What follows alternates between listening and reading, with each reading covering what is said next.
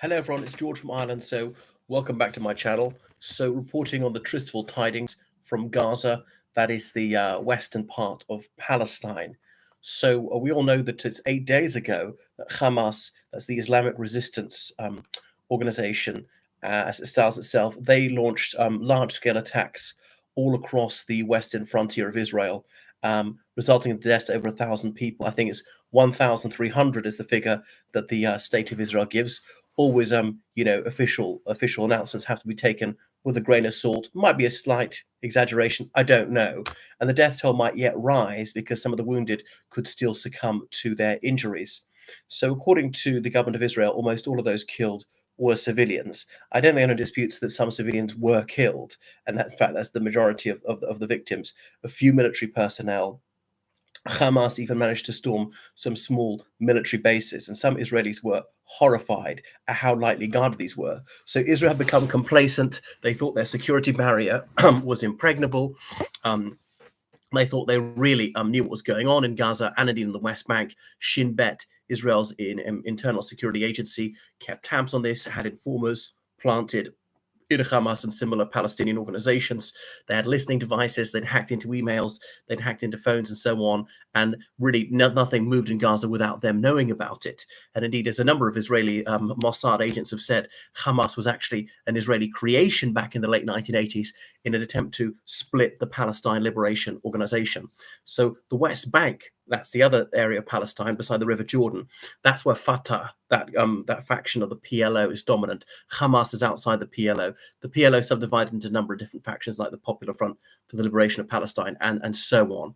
But Hamas is an exclusively Sunni Muslim organization, although its main armor and treasures, in fact, is Iran, which is the world's foremost Shia power. So Israel's been filled with a terrible resolve. As they often like to emphasize, this is the bloodiest day for world Jewry since 1945. About 1,300 Jewish people murdered in the course of just a few hours. A few Gentiles resident in Israel happened to be murdered as well. Roughly 150 hostages taken. Most of them are Israelis. Some are Thai farm workers who just happened to be in the wrong place at the wrong time. Most of the people seized are Israeli citizens, a few foreigners, a few dual citizens, American, British people who are also Israelis, at least one Russian citizen, and so on. So foreign governments are trying to secure at least the release of their people who've been taken hostages, their phones taken off them, secreted in dungeons somewhere deep in Gaza. So the assault is beginning now. But Benjamin Netanyahu, the prime minister of Israel, their longest serving prime minister, has been prime minister on and off for about 27 years and has done 16 years in total. He was Mr. Security, and he's really screwed up on a monumental scale. There is this conspiracy going around that they knew it was going to happen. The Egyptian government tipped them off. The Egyptians didn't want this. They don't want a recrudescence of the Israeli-Palestine conflict. That might make Islamism rise in Egypt. The Egyptian military dictatorship be overthrown. The conflict could spill over into Egypt. The Egyptian public opinion might demand that Egypt intervenes on the side of their Palestinian co-religionists and Arab brothers and so forth. They don't want 2 million Palestinian refugees flooding their country, and the only ways out of Gaza are to Israel or to Egypt, and Israel wants to build that wall higher than ever, and the Egyptians are not letting them in. So it's a very small area. It's only about 40 kilometers long, about 10 kilometers across the Gaza Strip, one of the most densely populated areas in the world. So you cannot but kill civilians when you bomb it, even if you try to avoid it. And Israel says that Hamas is using human shields. To some extent, that might be true. Nevertheless, international law and the Hague Convention, the Geneva Convention, all of which Israel signed up to, behove Israel to strive to avoid civilian casualties. But they might point out that their deadly foes did not try to avoid them. They tried to maximize them, and indeed did kill quite a few civilians. I don't doubt that at least some of these civilian deaths were willful by Hamas. So that is murder if you deliberately kill a civilian, knowing him or her to be a civilian, it not being coincidental to a legitimate military objective. And there are these lurid tales of beheading babies. Now, the British Broadcasting Corporation has not gone with that story because they require double corroboration. It comes from a single source. That one could be false. It could be true. I don't know.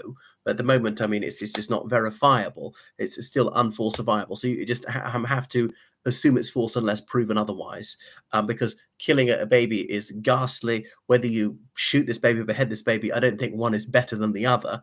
I just don't like to think about it.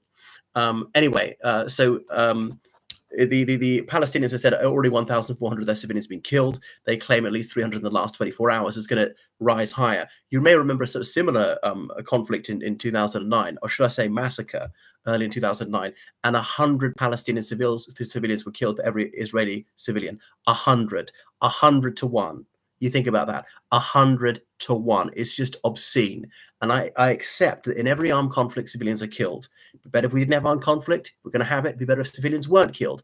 I know it cannot always be avoided, but this is not striving to avoid it. And all right, there's a knock on the roof, or they sometimes get out of this area, but how can they get out? There's obviously virtually no public transport. Most people don't have cars. How about an elderly person? How about a disabled person? How about a woman who's 9 months pregnant? How about babies? How are they to travel? And it'd be clogged. And Hamas is saying you're not allowed to leave, and they can't get out of the country.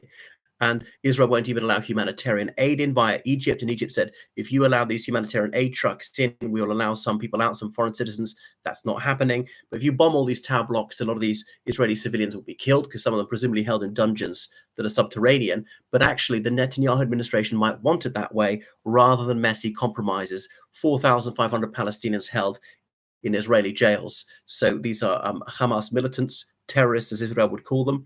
But if they're set free, they're going to fight again, I suppose. But some people say, well, they're not criminals. They've not been found guilty, certainly not in any fair trial.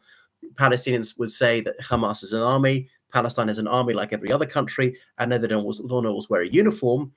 Some of the Zionists, when they're fighting for independence against the British mandatory Palestine prior to 1948, they didn't wear a uniform either. So no, Hamas is not going to convenience its enemies by identifying themselves or their bases. So it's going to be very, very bloody. It's going to be probably the worst ever. 1,300 civilians killed in Israel. I'm sure it'd be at least 10 times that number of Palestinians killed. At least 10 times that number of Palestinian civilians killed. Is going to go on for several weeks. Israel reckons that about 40,000 people in the Gaza Strip are Hamas militants. That's under 2% of the population.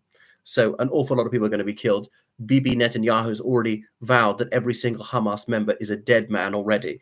And no doubt they will kill quite a lot of them, but it's very difficult to tell the sheep from the goats there. So the outcry might grow louder, but the United States seems to be completely on the side of Israel and not at all sympathetic to Palestine, despite its decades of military occupation. Palestine's got plenty of sympathy around the world. People quoting W.H. Auden, those to whom evil is done do evil in return. So I don't want to see any civilians killed, and I would never justify deliberately targeting civilians. And there's no question that Hamas has murdered civilians on purpose. It's just a debate about how high the number is. So it might be a heaven-sent opportunity for Netanyahu to try and clear out Gaza completely, to depopulate it. But the Egyptians won't let them go. Could they pay Egypt to let these people in? 2 million people into Israel. Egypt's already got 100 million people, not a wealthy country, already overcrowded. Where are the other Arab countries? Why don't they pony up? So much for the Ummah and so much for Arab fraternity. Saudi Arabia, Qatar, some of the richest countries in the world. They're doing nothing to take these Palestinians, but it has actually scuppered the chance of rapprochement between Saudi Arabia and Israel. So that's actually probably worked for Hamas. Some cynics say it actually suit Netanyahu because it takes the pressure off him. Those protests against his proposed judicial reforms, those are gone. He can be Mr. Security. He can wash his reputation in blood. He's tried it many times before, like when he was exposed to having an extramarital affair way back in the 90s. Anyway, thank you so much for watching my channel. So please subscribe to me on Patreon, donate on PayPal, and just vainly hope there's peace in Gaza. Reminds me how lucky I am that there are, real first world problems that afflict me. Life could be much, much worse where I am. Thank you. Goodbye.